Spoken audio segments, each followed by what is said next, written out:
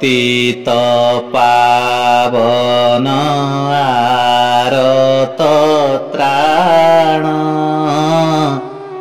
ପତିତ ଡାକୁଚି କିମ୍ପାନ ଶୁଣ ପତିତ ଉଦ୍ଧାର ବାନା ଉଡ଼ାଇ ପତିତ ଦେଖି ଦେଉଚ ଗଡ଼ାଇ ହେ ପତିତ ରକ୍ଷଣେ ଭୟ ହେ ପତିତ ରକ୍ଷଣେ ଭୟ ପତିତ ତାରଣ ବାନା ନାରାୟଣ କାହିଁକି ବିଚିତ୍ର କର୍ମା ହେ କାହିଁକି ବିଚିତ୍ର କର୍ମା। ଜୟ ଜଗନ୍ନାଥ। ଜଗନ୍ନାଥ ଭରସା ଚ୍ୟାନେଲ को आपण मानक पुणी थरे स्वागत। महाप्रभु जगन्नाथंकर महिमा आउ तांको कथा आउ तांको गाथा सीए ही लीला करुचंती, सीए ही कुहाउचंती आउ सीए ही सुनुचंती। आमे माने केवल निमित्त मात्र। तांकर कृपा न हेले ना केही कहि परिबा संभव हेबो ना केही सुनि परिबा संभव हेबो।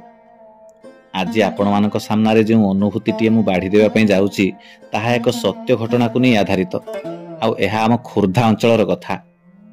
खोर्धा सहर रे गुरुजंग बोली एक गाँ रे देवांग साही एक जगार जड़े व्यक्ति हेले नारायण महारणा, पेशारे जड़े बणिया। गोटे कथा है काम सीना तांकर बणिया किंतु बणिया काम रे भी महाप्रभु तांको सांगरे अछंती। अर्थात जेते देवादेवी मानकर गहना अलंकार सब तैयारी हुए लोक मानकर दरकार पड़े से सब काम पाई नारायण बाबू भारी परिचित। घरे तीन भाई आउ तीन भौणी आउ बापा माँ एमिति सुख दुखरे घर चालू चालू हठात तांको बापांको देहटा खराब हैला। डाक्तर देखागला परे जना पड़िला जे यकृत रोगरे पीड़ित अछंती। अनेक पैसा खर्च हेबा परे अनेक डाक्तर देखेबा परे जना पड़िला जे बापा तांकर आउ बेसी दिन बंचिबेनी बोली। आउ अल्प दिनर कुणिया सीए दुनिया रे जहा हेले भी पुओ ना मन मानुनी। डाक्तर माने कहि सारिचंती अति बेसी रे चिकित्सा जारी रखिले 6 ରୁ 7 मास जाए बंचिबार संभावना अछि। तेणु पुओ माने बापांकर चिकित्सा जारी रखिबा सहित मनरे चिंता कले बापांको थरे नहीं पुरी जगन्नाथंको दर्शन करि आनिबा पई। आ बापांकर भी इच्छा थाए मरिबा पूर्वरु थरे महाप्रभुंको दर्शन करिबा पई। तेणु एक दिन निर्धारण करी बापांको नहीं स्वपरिवार संगरे पुरी चली गले नारायण बाबू। पुरी जाई महाप्रभुंको दर्शन करी आनंद बजार रे बाप पुओ मिसी महाप्रसाद सेवन कला बेले नारायण बाबूंको तांको बापा कहिबाकू लागिले, अरे नारायण मोर गोटे शेष इच्छा रखिबू। मु मला परे मो दशकर्म को महाप्रसाद समस्त को खाइबा को दबू आ पुरी रु नबू। समस्ते भारी खुशी हेबे, मो आत्मा को भारी शांति मिलिबो रे। बापांकर एमिति इच्छा अछि बोली सुनी नारायण बाबू आ सेठी किछि न कहि हां मारी देले।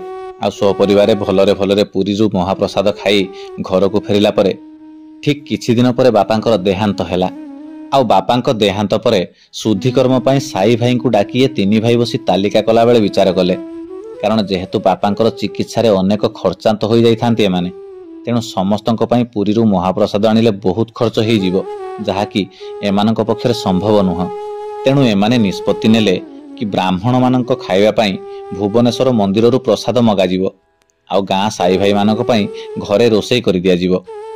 एमिति निष्पत्ति नेला परे एकादश दिन घरे योजना मुताबक सब काम ठीक ठाक रे चालुथिला बेले हठात गुटे 407 ट्रक संध्या बेले आसी घर आगरे पहुंचिला। नारायण बाबूंको सान भाई आसी पचारिबारु से गाड़ी रु जने महाप्रभु जगन्नाथंकर सुआर सेवक उल्लेई पड़ी कहिले, आमे माने पुरी रु आसीचु महाप्रसाद नहीं कोठी रखिबु कुह। नारायण बाबूंको सान भाई किछि बुझि न पारि संगे संगे नारायण बाबूंको जाई भितरु डाकिले। आ नारायण बाबू बाहर को आसी सेमानको कहिले, आज्ञा आमे सेमिति किछि प्रसाद बराद देई नथिलु। आमे माने भुवनेश्वर रु केवल ब्राह्मण मानक पई प्रसाद मगेइचु आ आम घरे साई भाई आ गाँ लोकंक पई रोषेई करिचु। आपण माने निजे भी देखंतु एहा हमर नुह बोधे आउ कहार हेइथिबो, कारण गाँटा बहुत बड़। आपण टिके गाँ मुंड आडू बुली आसंतु देखंतु आउ कहार हेइथिबो। नारायण बाबूଙ୍କ କଥା ମାନି ସେ ସୁଆର ଜଣକ ଗାଡ଼ିରେ ବସି ପୁରା ଗାଁଟା ଯାକ ବୁଲି ବୁଲି ପୁଣି ଆସି ନାରାୟଣ ବାବୁଙ୍କ ଘର ଆଗରେ ପହଞ୍ଚିଗଲେ। ସେତେବେଳକୁ ସେ ସୁଆର ଜଣକ ଟିକେ ଚିଡ଼ି ଯାଇଥାନ୍ତି। ବିରକ୍ତି ଭାବ ମନ ଭିତରେ ପ୍ରବେଶ କରିଥାଏ। ପୁଣି ଥରେ ନାରାୟଣ ବାବୁଙ୍କୁ ଡାକି ସେ ସୁଆର ବାବୁ ଜଣକ ଚିଡ଼ି ଚିଡ଼ି ହୋଇ କହିବାକୁ ଲାଗିଲେ, ହଇଓ ଏଇଟା ନାରାୟଣ ବାବୁଙ୍କ ଘର ତ? ନାରାୟଣ ବାବୁ କହିଲେ, ହଁ ଆଜ୍ଞା ଏଇଟା ମୋ ଘର, ମୁଁ ହେଉଛି ନାରାୟଣ। ପୁଣି ସେ ସୁଆର ଜଣକ କହି ଉଠିଲେ, ଆପଣ ତ ନାରାୟଣ, ଆମେ ତ ଆପଣଙ୍କ ଘରକୁ ମହାପ୍ରସାଦ ଦେବା ପାଇଁ ଆସିଛୁ। ଆପଣ ଆମକୁ ଏତେ ଗାଁ ସାରା ବୁଲାଉଛନ୍ତି କ'ଣ ପାଇଁ? ଆମ ସାଙ୍ଗରେ ଖେଳୁଛନ୍ତି ନା କ'ଣ? ମହାପ୍ରସାଦ କୋଉଠି ରଖିବୁ କୁହନ୍ତୁ, ଆମେ ରଖିଦେଇ ପୁଣି ପୁରୀ ଯାଏ ଯିବୁ। ନାରାୟଣ ବାବୁ ଆଶ୍ଚର୍ଯ୍ୟ। ସବୁ ଭାଇଙ୍କୁ ଡାକି ପଚାରୁଥାନ୍ତି ଆଉ ସବୁ ଭାଇମାନେ ବି ମନା କରୁଥାନ୍ତି ସେମାନେ କେହି କିଛି ମହାପ୍ରସାଦ ବରାଦ ଦେଇ ନଥିଲେ ବୋଲି। ଯେହେତୁ ସୁଆରମାନେ ତରବର ହେଉଥାନ୍ତି, କିଛି ନ ଭାବି ଦାଣ୍ଡ ଘର ସଫା କରି ଦିଆଗଲା ଆଉ ମହାପ୍ରସାଦ ରଖାଗଲା। ସତ୍ୟ ଘଟଣା ଆଜ୍ଞା। ସମୁଦାୟ ସେ 407 ଗାଡ଼ିରେ ଜଣେ ଡ୍ରାଇଭର, ଜଣେ ବୁଝିଆ ଆଉ 2 ଜଣ ସୁଆର ଭାଇ ଆସିଥାନ୍ତି ମହାପ୍ରସାଦ ନେଇ। ମହାପ୍ରସାଦ ଓହ୍ଲେଇ ରଖି ଦିଆଗଲା। ପୁଣି ଖାଲି ମହାପ୍ରସାଦ ନୁହେଁ, ତା ସାଙ୍ଗରେ କଦଳୀ ପତ୍ର ଆଉ ଲେମ୍ବୁ ଲଙ୍କା ମଧ୍ୟ। କହିବାକୁ ଗଲେ ଏହା ପୁରୀ ସହରର ଏକ ବୈଶିଷ୍ଟ୍ୟତା। ଆପଣମାନେ ଯଦି କେତେବେଳେ ପୁରୀରୁ ମହାପ୍ରସାଦ ବରାଦ କରନ୍ତି ତାହେଲେ ପୁରୀରେ ନିୟମ ଅଛି, ଖାଲି ମହାପ୍ରସାଦ ଦିଆଯାଏ ନାହିଁ, ସାଙ୍ଗରେ କଦଳୀ ପତ୍ର ଆଉ ଲେମ୍ବୁ ଲଙ୍କା ମଧ୍ୟ ଦିଆଯାଏ। ଆଉ ତାପରେ ବ୍ରାହ୍ମଣମାନେ ଆସି ପହଞ୍ଚିଲେ ଆଉ ଏ ସୁଆର ସେବକ ଦୁହେଁ ମହାପ୍ରସାଦକୁ ବ୍ରାହ୍ମଣମାନଙ୍କୁ ପରସିବାକୁ ଲାଗିଲେ। ଏପଟେ ନାରାୟଣ ବାବୁଙ୍କ ଛାତି ଦଗଦଗ। ମନେ ମନେ ଭାବୁଥାନ୍ତି ନାରାୟଣ ବାବୁ, କେହି ତ ମହାପ୍ରସାଦ ବରାଦ କରିନାହାନ୍ତି, ମହାପ୍ରସାଦ ପଠେଇଲା କିଏ? ପୁଣି ମହାପ୍ରସାଦ ସାଙ୍ଗରେ କ୍ଷୀରା। ଏତେ ଲୋକଙ୍କ ପାଇଁ ମହାପ୍ରସାଦ ଅନେକ ପଇସା ହେବ। ଆମ ଚିନ୍ତା ଚେତନାର ବାହାରେ। ଏପଟେ ସ୍ୱଳ୍ପ ପଇସାରେ କେବଳ ବ୍ରାହ୍ମଣମାନଙ୍କ ଖାଇବା ପାଇଁ ଭୁବନେଶ୍ୱରରୁ ପ୍ରସାଦ ପଇସା ଦେଇ ଅଣା ସରିଛି। ପାଖରେ ଆଉ ଏତେ ପଇସା ମଧ୍ୟ ନାହିଁ। ଏପଟେ ପୁରୀରୁ ମହାପ୍ରସାଦ ଆସିଛି ଶୁଣି ବ୍ରାହ୍ମଣଙ୍କ ସମେତ ଗାଁ ସାଇ ଭାଇ ଲୋକମାନେ ଆନନ୍ଦରେ ମହାପ୍ରସାଦ ଖାଇ ଚାଲିଛନ୍ତି। ସମୟ ପାଖାପାଖି ରାତି 10ଟା ବେଳକୁ ତାଙ୍କ ପରିବାରକୁ ଛାଡ଼ି ଦେଇ ଆଉ ସମସ୍ତଙ୍କର ଖାଇବା ସବୁ ସରିଗଲା। ପାଖାପାଖି 500ରୁ 550 ଲୋକ ଖାଇସାରି ଯାଇସାରିଥାନ୍ତି। ଆଉ ତାପରେ ସେ ଗାଡ଼ିରେ ମହାପ୍ରସାଦ ନେଇ ଆସିଥିବା ସୁଆର ସେବକମାନେ ବାହାରିଲେ ପୁରୀ ଫେରିଯିବା ପାଇଁ। ଯେତେବେଳେ ସୁଆର ସେବକମାନେ ବାହାରୁଛନ୍ତି ପୁରୀ ଫେରିଯିବା ପାଇଁ, ସେତେବେଳେ ନାରାୟଣ ବାବୁ ମନରେ ସାହସ ବାନ୍ଧି ସେ ସୁଆର ସେବକଙ୍କୁ ପଚାରିଲେ, ଆଜ୍ଞା ମହାପ୍ରସାଦ କେତେ ପଇସା କ'ଣ ମୁଁ ତ କିଛି ଜାଣିନି, ମୁଁ ବରାଦ ବି କରିନଥିଲି, ତେଣୁ ଆପଣମାନେ କୁହନ୍ତୁ କେତେ କ'ଣ କେମିତି ମୁଁ ଦେବି। ନାରାୟଣ ବାବୁଙ୍କ ପାଖରୁ ଏମିତି କଥା ଶୁଣି ସେ ସୁଆର ସେବକ ଜଣକ ହସିଲେ ଆଉ ହସି ହସି କହିଲେ, ତୁମକୁ କ'ଣ ଆମେ ପଇସା ମାଗିଲୁ? ତୁମେ କ'ଣ ବରାଦ କରିବ?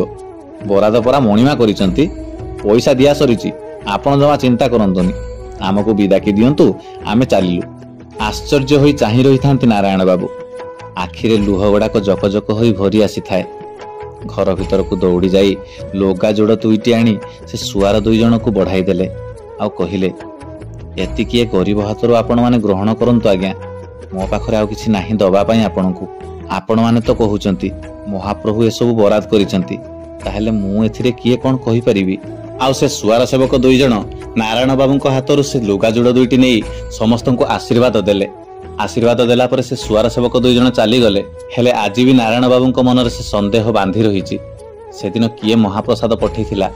ଆଜି ଯାଏଁ ନା ସେ ମହାପ୍ରସାଦ ପଠେଇବା ଲୋକର କିଛି ଠିକଣା ମିଳିଲା, ନା ସେ ମହାପ୍ରସାଦ କିଏ ପଠେଇଥିଲା ଜଣା ପଡ଼ିଲା। ଯେତେବେଳେ ବି ପୁରୀ ଯାଆନ୍ତି ସବୁ ସୁଆର ସେବକମାନଙ୍କୁ ପଚାରି ବୁଝନ୍ତି, ହେଲେ କୌଣସି ସୁଆର ସେବକ ସେମିତି କୌଣସି ମହାପ୍ରସାଦ ନେଇ କାହା ଘରକୁ ଯାଇଥିଲେ ବୋଲି କିଛି ଉତ୍ତର ଦେଇପାରନ୍ତିନି।